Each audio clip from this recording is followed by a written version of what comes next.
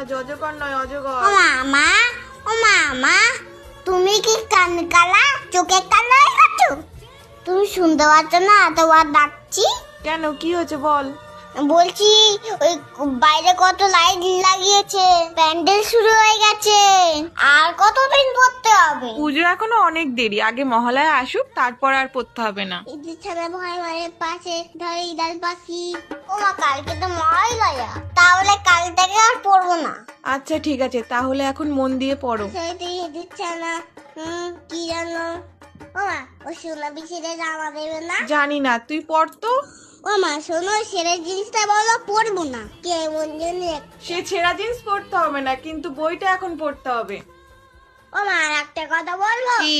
আমার এর বই কিনে দেবো তো? পড়তে বসে যত চিন্তা, পড়ার